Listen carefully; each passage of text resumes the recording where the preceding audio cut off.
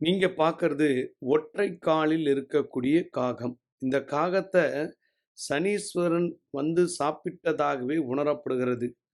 பொதுவா காகங்கள் சில பேரு உணவு வச்சா வரவே வராது.